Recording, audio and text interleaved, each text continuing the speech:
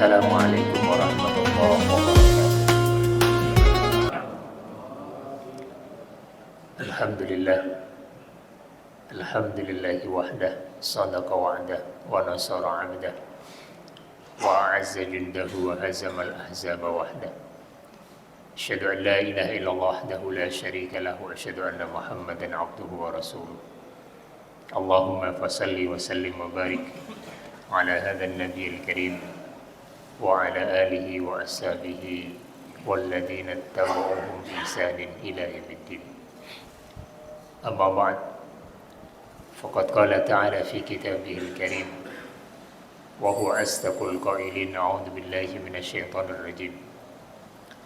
Ya ayyuhalladzina amanu in tattaqullaha yaj'al lakum furqana wa yukaffir 'ankum sayyi'atikum wa yaghfir lakum wallahu dzul fadlil 'adzim. Jamaah salat subuh rahimakumullah.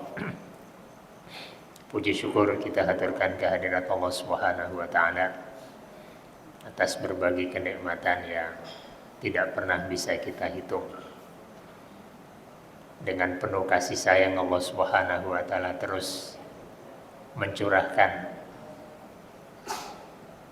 berbagai anugerah sebagai fasilitas untuk kehidupan dunia kita. Semoga kita juga bisa memanfaatkannya untuk merancang kehidupan akhirat yang membahagiakan. Amin. Jemaah sekalian rahimakumullah, hari-hari Ramadan saat ini sudah selesai dan berganti dengan hari-hari Syawal. Bahkan kita sekarang sudah berada di penghujung akhir. Ada sifat waktu yang kita perlu sadari bersama, bahwa begitulah waktu dia hadir untuk membersamai dan menjadi saksi atas amalan kita. Lalu dia pergi dan berganti dan tidak akan kembali kecuali nanti saat kita berada dalam pengadilan Allah Subhanahu wa taala. Pergantian bulan ini bisa kita saksikan juga mengganti suasana kehidupan pribadi dan sosial kita. Seiring dengan perginya Ramadan, bergantinya Syawal, kehidupan pribadi dan sosial kita yang biasanya dihiasi dengan berbagai semangat untuk beribadah dan berbuat kebaikan, terus tergerus dari hari ke hari. Bahkan di sejumlah tempat suasana indah Ramadan langsung menghilang seketika seiring dengan munculnya bulan Syawal. Salah satu faktor penyebab utama kita bisa merujuk kepada hadis Rasulullah SAW bahwa selepas Ramadan memang setan-setan tidak lagi terbelenggu, sehingga suasana peperangan dan perjuangan menjadi berbeda, tidak sebagaimana yang kita rasakan pada saat Ramadan membersamai kita. Sesuatu yang wajar bahwa kehidupan kita sebelum Ramadan dengan saat-saat Ramadan berbeda, dan itu hal yang positif. Namun ketika perubahan tersebut perubahan yang menjadi lebih baik pada saat Ramadan mempersamai, kemudian kembali lagi pasca Ramadan. Ini yang perlu untuk kita waspadai. Karena perubahan yang diinginkan oleh Allah Subhanahu wa taala pada diri kita, pada lingkungan kita, tentu bukan hanya pada saat hari-hari Ramadan masih membersamai kita. Tapi bagaimana pendidikan Ramadan yang kita ikuti selama 1 bulan penuh tersebut membuat perubahan yang besar pada diri kita, pada lingkungan kita pasca Ramadan berlalu. Disinilah kita menjadi perlu untuk menyadari betapa pentingnya Ramadan dalam kehidupan kita, sehingga ada semangat yang muncul dan kita rasakan terjadi pada diri dan lingkungan kita untuk lebih baik, untuk bersemangat bertakarub kepada Allah Subhanahu wa taala bersama dengan hari-hari Ramadan. Dan pengalaman indah ini harus terus bisa kita lanjutkan pasca Ramadan berlalu, karena kita menjadikannya sebagai pendidikan karakter untuk diri kita sebagai hamba Allah, sebagai orang-orang yang beriman, supaya muncul landasan yang kuat pada diri kita, sehingga setan tidak leluasa mengganggu dan menggoda kita, mempermainkan kita pasca Ramadan. Jamaah sekalian rahimakumullah, Ramadan bisa kita ibaratkan sebagai masa pendidikan karakter kemuliaan dengan kurikulum yang didesain oleh Allah Subhanahu wa taala, dan memang disebutkan di dalam ayat Al-Qur'an pesertanya adalah orang-orang yang telah menyatakan diri beriman, supaya proses perbaikan itu bisa terjadi secara maksimal. Kalau kita perhatikan karakter kemuliaan yang ingin dibentuk oleh Allah Subhanahu wa taala melalui pendidikan Ramadan, itu bertumpu pada 3 hal. Yang pertama, bertumpu pada takwa. Yang kedua, rasa syukur. Dan yang ketiga, komitmen untuk hidup dalam kebenaran. 3 pilar pembentuk karakter yang mulia ini disebutkan oleh Allah Subhanahu wa taala dalam rangkaian ayat-ayat puasa. Di dalam surat Al-Baqarah 183 Allah menyebutkan la'allakum tattaqun. Di ayat 185 Allah sebutkan la'allakum tashkurun. Dan di ayat ke-186 Allah menyebutkan la'allahum yarshudun. Sehingga rangkaian ayat-ayat ini menjadi perlu kita jadikan sebagai fokus perhatian kita, sekaligus sebagai barometer evaluasi perjalanan Ramadan kita. Apakah efeknya terus bisa berlanjut dalam kehidupan kita pasca Ramadan, ataukah kondisi kebaikan tersebut hanya ada di bulan Ramadan kemudian berlalu dan menghilang seiring dengan bergantinya bulan Ramadan dengan bulan Syawal. Jemaah sekalian rahimakumullah, perlu untuk kita cermati lebih jauh. La'allakum tattaqun, agar kalian bertakwa. Takwa merupakan sikap hidup yang memiliki makna membentengi diri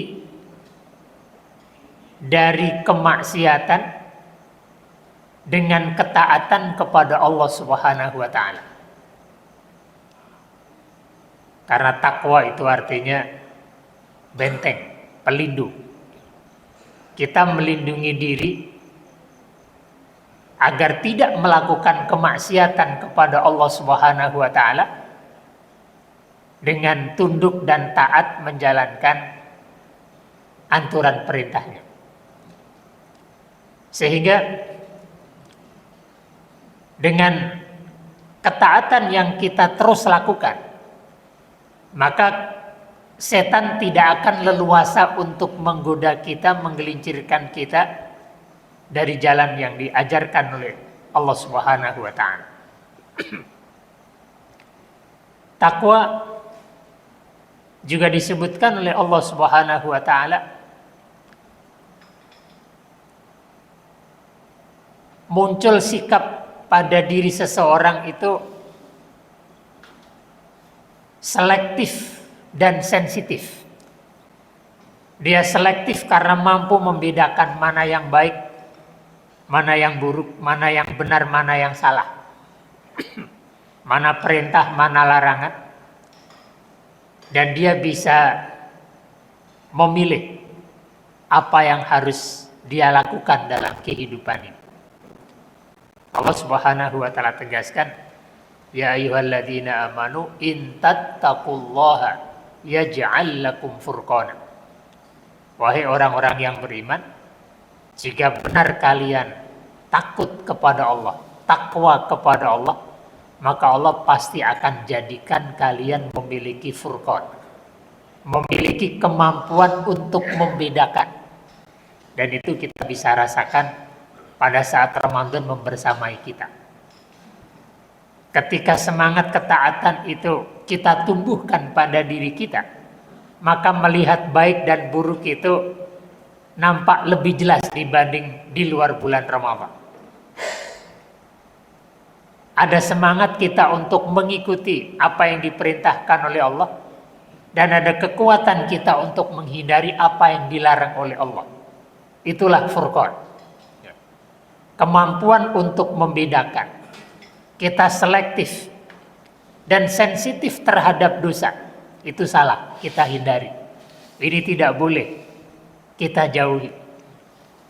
Dan ini terus, kalau tumbuh secara baik, maka akan menjadi modal kita untuk menjalani kehidupan ini dalam kondisi bertakwa kepada Allah Subhanahu wa taala. Dan nanti akan kita lihat bahwa dari 3 pilar pembentuk karakter ini akan membuat kita memiliki keyakinan bahwa nasib kehidupan akhirat kita menjadi baik, ada jaminan kenikmatan karena kita berkomitmen untuk menjalani kehidupan sesuai dengan aturan. Sebelum itu kita lanjutkan bahwa di ayat 185 dalam rangkaian ayat-ayat puasa, Allah Subhanahu wa taala juga menyebutkan la'allakum tashkurun, agar kalian bersyukur. Syukur ini juga sikap hidup yang intinya mampu menggunakan fasilitas dunia yang dianugerahkan oleh Allah Subhanahu wa taala dalam kehidupan untuk merancang kehidupan akhirat yang membahagiakan. Jadi bersyukur bukan hanya menikmati apa yang dianugerahkan oleh Allah Subhanahu wa taala dalam kehidupan dunia ini, tapi dia menggunakan secara baik, secara cermat untuk merancang kebahagiaan abadi dalam kehidupan akhirat. Dan ini banyak sekali disebutkan oleh Allah Subhanahu wa taala dalam ayat Al-Qur'an. Yang paling sangat kuat disebutkan dalam surat Al-Qasas ayat 77. Wabtaghi fima ataqallahu ad-daral akhirah wa la tansa nasibaka minad dunya. Dan gunakanlah semua apa yang aku anugerahkan kepadamu di dunia ini untuk merancang kehidupan akhirat. Allah berikan banyak anugerah kepada kita, baik kehidupan kita sendiri, kesehatan, kekuatan fisik, ilmu pengetahuan, dan harta kekayaan. Semuanya itu Allah pesankan. Gunakanlah semua anugerah itu untuk merancang kehidupan akhirat. Berbuat baiklah dengan apa yang dianugerahkan oleh Allah itu, sebagaimana Allah telah memberikan kebaikan kepada kalian. Dan jangan digunakan untuk hal-hal yang buruk, hal-hal yang merusak. Ayat ini menegaskan kepada kita, bila benar kita bersyukur, maka kita akan fokus menggunakan potensi yang ada untuk bertakarrub kepada Allah Subhanahu wa taala, merancang kehidupan akhirat yang membahagiakan. Dan Ramadan mengajarkan kita sikap syukur tersebut. Kenikmatan-kenikmatan kecil bisa kita rasakan menjadi berbeda pada saat bulan Ramadan, dan tidak kita rasakan ketika kita tidak berada di bulan Ramadan. Sehingga kesyukuran itu kita tunjukkan untuk menambah kedekatan kita kepada Allah Subhanahu wa taala. Dan itu yang dilakukan oleh Rasulullah SAW dalam sebuah hadis ketika istri beliau memperhatikan sholat malamnya yang begitu panjang, begitu khusyuk, sampai dalam riwayat kakinya bengkak karena lama berdiri. Maka sang istri bertanya, "Ya Rasulullah, bukankah dosa-dosamu sudah diampuni oleh Allah yang lalu dan yang akan datang? Kenapa beribadah sampai seperti itu?" Dan jawaban Rasul luar biasa. "Afala akuna 'abdan syakura." Tidakkah aku menunjukkan sebagai hamba yang bersyukur? Justru karena Allah memberikan anugerah kepadaku, begitu banyak anugerah diberikan oleh Allah, maka aku harus menunjukkan kesyukuranku dengan menambah kedekatan. Dosa-dosa diampuni, justru semangat beribadah ditingkatkan. Ini kesyukuran yang harus menjadi orientasi kita. Karena kebanyakan kita justru tertipu. Ketika kita mensyukuri nikmat-nikmat Allah, seringkali justru membuat kita lalai. Kedekatan kita kepada Allah menjadi berubah.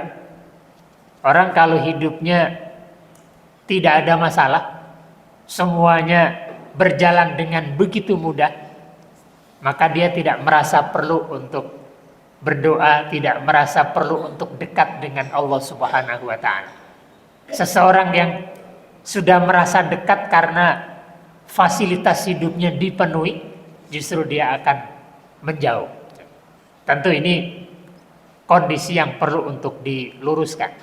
Bila benar kita bersyukur kepada Allah Subhanahu wa taala, maka kita harus menambah kedekatan kita kepada Allah Subhanahu wa taala melalui ibadah-ibadah yang diajarkan oleh Rasulullah sallallahu alaihi wasallam. Yang ketiga, pilar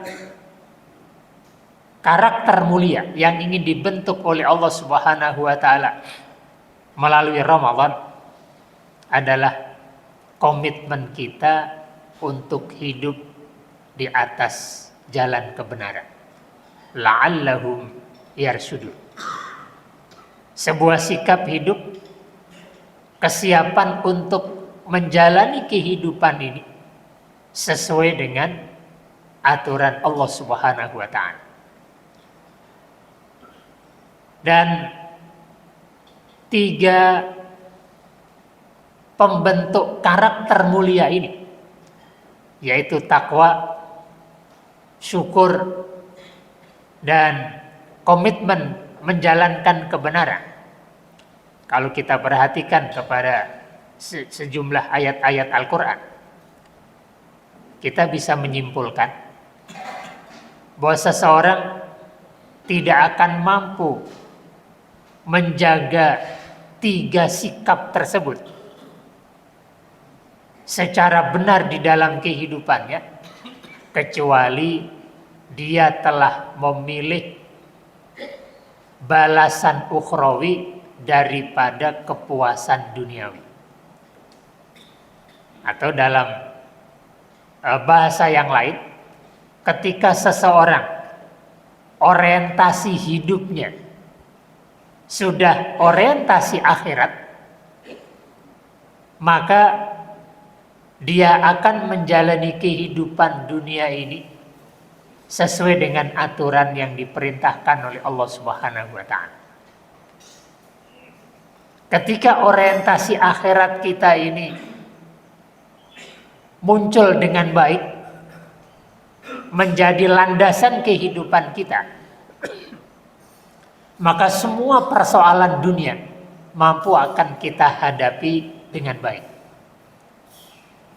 Bukan hanya hal-hal yang mudah, bahkan hal-hal yang sulit pun bisa kita hadapi, karena makin sulit persoalan dunia yang kita hadapi, maka potensi balasan akhirat makin besar ketika kita mampu menjalaninya secara benar.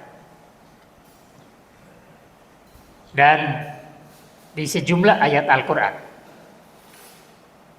ketika Allah Subhanahu wa taala menawarkan kehidupan akhirat berupa pengampunan dosa, berupa jaminan masuk surga bagi mereka-mereka yang bertakwa, Allah Subhanahu wa taala sebutkan sejumlah sikap hidup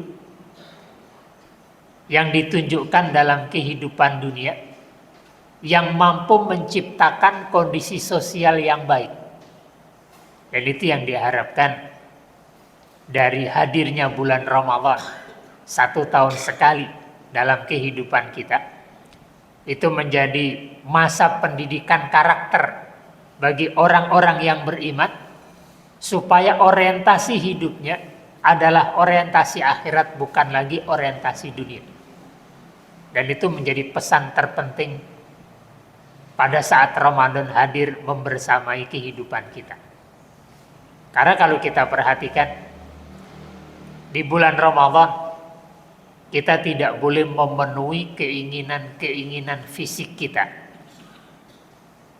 terutama terhadap makanan, minuman, dan hubungan intim dengan pasangan.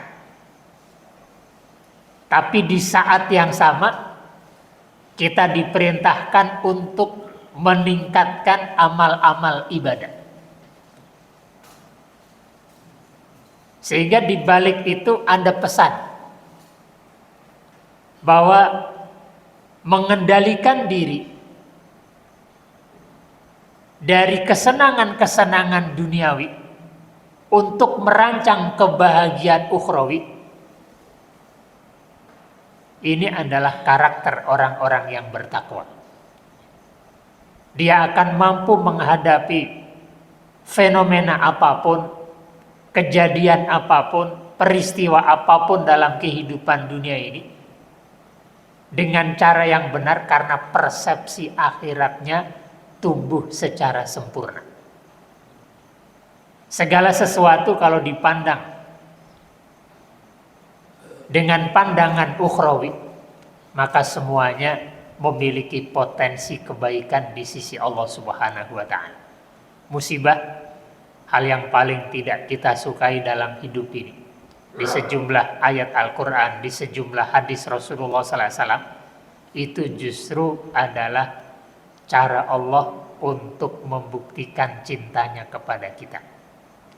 Allah ingin memberikan peluang untuk kita mencatatkan pahala kesabaran yang tidak bisa dihitung nilai balasannya. Dan pemahaman ini tidak mungkin bisa muncul kecuali orientasi hidup seseorang sudah orientasi akhirat. Kalau orientasi dunia, pasti musibah sesuatu yang merepotkan, sesuatu yang pasti tidak disukai oleh setiap manusia. Kita ambil contoh. Ketika Allah Subhanahu wa taala menjelaskan kepada kita tentang kenikmatan surga yang dijanjikan oleh Allah Subhanahu wa taala bagi orang-orang yang bertakwa, maka Allah kemudian menjelaskan bagaimana sikap hidup orang yang bertakwa tersebut. Sikap hidup orang yang layak mendapatkan pengampunan dosa dan jaminan masuk surga. Kita bisa lihat dalam surat Ali Imran dari ayat 133 sampai 135. Diawali dengan firman Allah Subhanahu wa taala, wasari'u ila maghfiratin mir rabbikum wa jannatin arduhas samawati wal ardu uiddat lil muttaqin.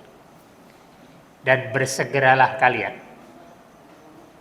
untuk mendapatkan pengampunan dari Tuhan kalian. Bersegera mendapatkan pengampunan itu artinya kita bersegera memenuhi seruan Allah Subhanahu wa taala, memenuhi perintah Allah Subhanahu wa taala, menunjukkan ketaatan kita kepada Allah sehingga Allah memberikan pengampunan atas dosa-dosa kita. Dan di sejumlah ayat Al-Quran pesannya sama.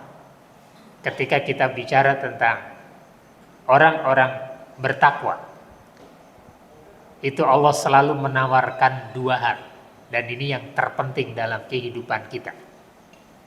Di akhirat nanti, dua hal yang terpenting adalah pertama, dosa-dosa kita diampuni. Yang kedua adalah mendapatkan jaminan masuk surga. Sehingga ini pula yang harus menjadi tujuan dari ketaatan kita kepada Allah Subhanahu wa taala.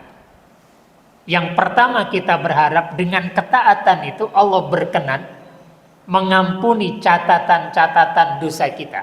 Karena setiap kita tidak pernah terlepas dari perilaku dosa dalam kehidupannya. Dan kalau tidak dihapuskan oleh Allah, ini akan menjadi beban dalam perjalanan akhirat. Bahkan ibadah Ramadan sendiri di sejumlah hadis bisa kita simpulkan pengampunan dosa itulah yang menjadi tujuan utama kita. Misalnya Rasul menyatakan, man shoma ramadhana imanan wahtisaban ghufira lahu ma taqaddama min dambi. Man qama ramadhana imanan wahtisaban ghufira lahu ma taqaddama min dambi. Puasa kita, tarawih kita, ternyata tujuan tertingginya adalah agar catatan dosa kita diampuni oleh Allah Subhanahu wa taala. Dalam hadis yang lain Rasul menyatakan, Raghma'an fi rajulin atahu Ramadan summan salah walam yughfar lahu. Merugi seseorang dihadirkan oleh Allah Ramadan dalam kehidupannya, lalu Ramadan berlalu ternyata dosanya tidak terampuni. Artinya pengampunan dosa menjadi tujuan utama kita, menunjukkan ketaatan kita kepada Allah Subhanahu wa taala, khususnya di bulan Ramadan. Bahkan keberkahan Lailatul Qadar itu pun tujuannya agar kita diampuni oleh Allah Subhanahu wa taala. Ketika istri beliau bertanya, "Ya Rasulullah, kalau aku yakin bahwa satu malam itu adalah malam Lailatul Qadar, apa yang perlu aku lakukan?" Rasul mengajarkan doa, "Allahumma innaka afuwun karim tuhibbul afwa fa'fu anni." Ya Allah, Engkau adalah Maha Pengampun, suka mengampuni hamba, karena itu ampunilah dosa-dosaku. Sehingga pengampunan dosa ini menjadi hal yang sangat penting dalam kehidupan kita, supaya tidak menjadi beban dalam perjalanan akhirat kita. Memang menjadi satu paket. Orang-orang yang beriman, kalau dosanya terampuni, maka jaminan surga menjadi nyata. Karena tidak mungkin orang-orang yang beriman dosanya terampuni kemudian tidak masuk surga. Karena di akhirat selain surga hanya ada neraka. Tidak mungkin Allah memasukkan orang-orang beriman di neraka. Tapi masalahnya orang beriman bisa jadi tetap berada di neraka karena catatan-catatan dosanya belum diampuni oleh Allah Subhanahu wa taala. Kita lanjutkan. Wasari'u ila maghfiratin min rabbikum wa jannatin arduha samawati wal ardu uiddat lil muttaqin. Dan bersegeralah kalian untuk mendapatkan pengampunan dosa dari Tuhan kalian. Dengan tadi memenuhi seruan Allah Subhanahu wa taala dan mendapatkan surga yang luasnya seluas langit dan bumi, yang sudah disiapkan untuk orang-orang yang bertakwa. Siapa itu? Di ayat berikutnya Allah Subhanahu wa taala mengurangi, alladzina yunfikuna fis sarra'i wadh-dharra, yaitu orang-orang yang memiliki kesiapan untuk berinfak dalam kondisi lapang maupun dalam kondisi sempit. Ini menarik untuk kita cermati. Berinfak dalam kondisi lapang, sesuatu yang wajar, karena memang ada yang dibagi, sehingga berbagi untuk hal-hal yang memang dia miliki menjadi sesuatu yang mudah. Tapi berinfak dalam kondisi yang sempit tidak mungkin bisa dilakukan dengan mudah oleh seseorang, kecuali dia yakin bahwa balasan dalam kehidupan akhirat itu pasti ada. Bahkan ketika dalam kondisi sempit, dia tetap memiliki kesiapan berinfak, maka nilai balasannya akan menjadi berlipat ganda. Karena berinfak 10.000 bisa jadi nilainya sama dengan 1 juta.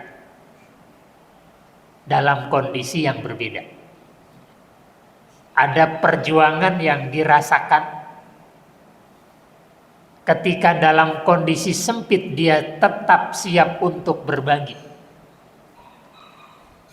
Karena dia yakin balasan Allah Subhanahu wa taala dalam kehidupan akhirat adalah hal yang pasti. Sehingga orang yang layak mendapatkan pengampunan dosa, jaminan masuk surga, atau orang-orang yang bertakwa, itu orang yang yakin akan adanya kehidupan akhirat. Dan semua kebaikan-kebaikan yang dilakukannya tercatat secara baik dan akan dibalas dengan balasan yang sempurna. Sehingga harta yang sedikit bukan hanya membersamainya dalam kehidupan dunia yang sesaat, dengan diinfakkan akan tetap menyertainya dalam kehidupan akhirat yang panjang. Ini adalah manajemen harta yang unik yang ditawarkan oleh agama. Karena harta kekayaan itu dititipkan oleh Allah kepada kita dalam batas waktu tertentu. Dalam batas waktu berikutnya akan menghilang dari kehidupan kita. Karena itu supaya tetap membersamai kita, salah satu caranya adalah dengan diinfakkan. Dan dia akan tetap membersamai kita dalam kehidupan akhir. Sikap berikutnya, wal kadhiminal ghaidh. Orang-orang yang layak mendapatkan pengampunan dosa dan jaminan masuk surga adalah orang-orang yang mampu menahan amarah. Bisa jadi kecewa karena perilaku buruk yang dilakukan oleh orang-orang di sekitarnya terhadap dirinya. Tapi dia tidak mensikapinya dengan sikap yang sama. Dia tahan kekecewaannya itu, dia tahan amarahnya itu karena dia yakin menahan amarah itu balasannya surga. Seseorang yang dipersepsikan oleh para ulama karakternya temperamen, cepat marah, pernah bertanya kepada Rasulullah SAW agar diberikan wasiat, dan Rasul menyatakan la taghdab, jangan cepat marah. Ketika dia minta yang lain, Rasul menegaskan kembali la taghdab, jangan cepat marah. Yang ketiga diminta wasiat yang lain, Rasul tetap menegaskan la taghdab walakal jannah, jangan cepat marah dan bagimu surga. Karena cepat marah bukan hanya akan merusak pribadi kita, tapi juga akan merusak suasana kehidupan sosial kita. Sehingga menahan amarah menjadi kontribusi menciptakan kondisi lingkungan yang aman, yang baik, yang damai. Walaupun bukan berarti tidak pernah kecewa. Setiap hari bisa jadi banyak peristiwa-peristiwa yang membuat kita kecewa terhadap sikap orang lain. Tapi kalau kekecewaan kita ungkapkan hanya untuk memuaskan nafsu kita, maka kondisi kehidupan sosial kita akan sangat buruk. Menjadi paket melengkapi wal kadhiminal ghaidh adalah wal afina 'anin nas. Lebih memilih memaafkan kesalahan orang lain daripada membalas, memuaskan hawa nafsunya. Dan memberikan maaf ini menjadi penting karena setiap kita melakukan kesalahan. Kalau kita tidak siap memberikan maaf, orang lain juga tidak siap memberikan maaf, maka setiap dosa kita akan dihisap oleh Allah dalam kehidupan akhirat. Apalagi kesalahan antar sesama, itu Allah tidak mau mengampuni. Allah akan memberikan hak kepada saudaranya untuk menuntut. Sehingga makin banyak kesalahan yang kita lakukan terhadap manusia, makin berat nanti hisab kita dalam kehidupan akhirat. Lebih baik diselesaikan di dunia supaya tidak ada tuntutan dalam kehidupan akhirat. Seberat apapun persoalannya, kalau diselesaikan di dunia akan lebih ringan. Karena penyelesaian dalam kehidupan akhirat atas kesalahan antar kita itu hanya dengan dua cara. Pertama, kita memberikan pahala kita kepada orang yang kita zalimi. Kalau pahala kita habis, dosanya akan ditimpakan kepada kita. Hanya dengan dua cara itu Allah menyelesaikan persoalan antar kita. Berbeda dengan dosa-dosa kepada Allah, Allah lebih mudah untuk memberikan pengampunan atas kesalahan yang terjadi dalam kehidupan kita. Sehingga wal afina 'anin nas menjadi penting untuk kita lakukan punya kesiapan untuk memaafkan kesalahan orang lain bahkan tanpa harus diminta. Dalam surat An-Nur Allah Subhanahu wa taala menyatakan wal ya'fu wal yasfahu. Hendaklah kalian memberikan maaf dan berlapang dada. Tidak membebani hati kita dengan kekecewaan, dengan dendam. Kita lampangkan dada kita, kita maafkan kesalahan orang lain. Ala tuhibbuna ayyaghfirallahu lakum. Tidakkah kalian ingin Allah mengampuni dosa-dosa kalian? Artinya ayat ini bisa kita simpulkan, kesiapan kita untuk memaafkan kesalahan orang lain itu menjadi penyebab Allah mengampuni catatan dosa-dosa kita. Kalau kita ingin dosa kita diampuni oleh Allah, maafkan kesalahan yang dilakukan oleh orang lain terhadap diri kita. Sehingga tetap yang untung kita, bukan orang lain. Sebelum kita berpikir keuntungan buat orang lain, memaafkan kesalahan orang, itu sudah lebih dulu menguntungkan diri kita. Allah akan catat perilaku kita itu sebagai perilaku orang-orang bertakwa yang membuat dosa kita terampuni dan surga dijanjikan oleh Allah Subhanahu wa taala.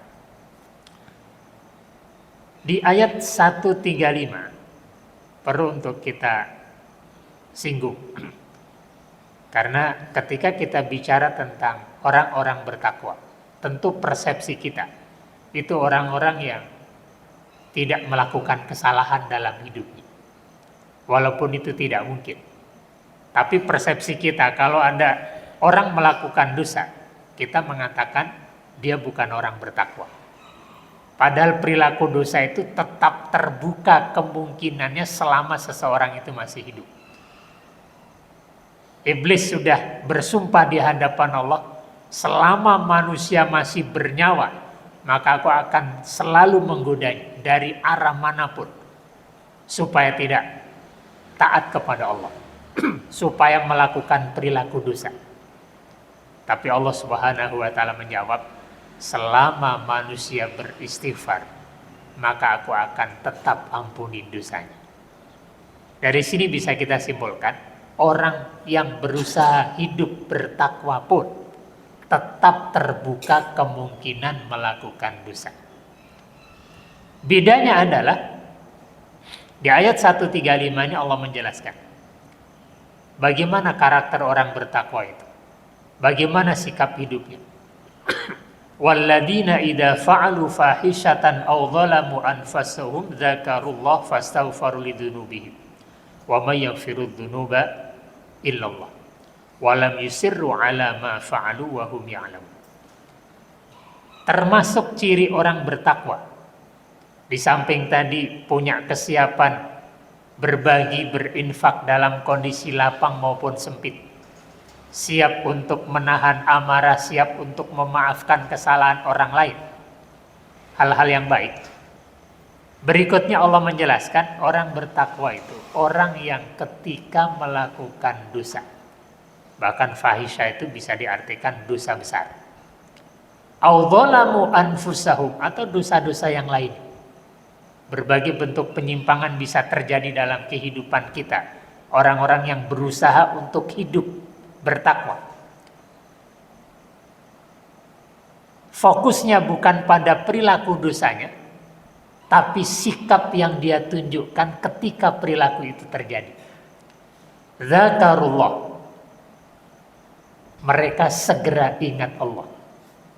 Fastaghfaru lidzunubihim, dan segera memohon pengampunan atas dosa tersebut. Jadi sama-sama melakukan dosa sebagai manusia. Bedanya orang yang bertakwa dengan orang yang tidak bertakwa. Kalau orang bertakwa, dia segera sadar dari perilaku dosanya, segera ingat Allah, segera mohon ampun atas dosa yang terjadi. Dengan keyakinan wa may yaghfiru dzunuba illallah, tidak ada yang mampu mengampuni dosa kecuali Allah. Kecuali kita minta pengampunan kepada Allah Subhanahu wa taala. walam yusirru ala ma fa'alu wa hum ya'lamun, dan tidak tetap berada dalam dosa itu dalam kondisi sadar. Ini salah satu ciri atau karakter orang bertakwa, tidak berlama-lama dalam dosa, segera sadar kemudian mohon pengampunan. Kalau orang tidak bertakwa, dia menikmati perilaku dosa tersebut. Dia sadar, dia tahu itu dosa tapi tetap dia lakukan. Itu berarti bukan manusia bertakwa. Sehingga ketika kita berkomitmen untuk tetap menjadi hamba bertakwa pasca Ramadan ini, bagaimana kita betul-betul sensitif dengan perilaku penyimpangan. Ketika kita tahu itu adalah salah, kita segera menghentikan diri, lalu mohon ampun atas kesalahan tersebut, tidak berlama dalam dosa tersebut, sedang kita sadar bahwa itu adalah perilaku yang dilarang oleh Allah Subhanahu wa Ta'ala. Dengan begitu ketakwaan kita akan terjaga, dosa dan kesalahan yang terjadi dalam kehidupan kita diampuni oleh Allah Subhanahu wa Ta'ala. Karena itu ditutup di ayat 135, Allah menegaskan kembali pernyataan sebelumnya, ulaika jazaohum maghfiratum mir rabbihim wa jannatun tajri min tahtihal anhar khalidina fiha wa ni'ma ajrul amilin. Mereka itulah orang-orang yang layak mendapatkan balasan berupa pengampunan atas dosa-dosa mereka dari Allah Subhanahu wa Ta'ala, dan mendapatkan surga yang mengalir di bawahnya berbagai sungai dan kekal hidup di dalamnya, dan itu adalah balasan terbaik untuk orang-orang yang berkomitmen di jalan kebenaran. Sehingga ini bisa menjadi barometer kita, bisa menjadi landasan kita di dalam menjalani kehidupan. Walaupun Ramadan tidak lagi bersama dengan kita, tapi karakter kemuliaan harus tetap kita pertahankan, harus tetap kita jaga. Memang tidak ada jaminan orang-orang yang bertakwa itu tidak melakukan penyimpangan dan dosa, tapi upaya untuk kembali ke jalan yang benar, itu yang menjadi bukti bahwa ada ketakwaan dalam diri kita. Dan itu yang membuat Allah Subhanahu wa Ta'ala memberikan pengampunan atas dosa-dosa kita dan memberikan jaminan surga dalam kehidupan setelah kematian.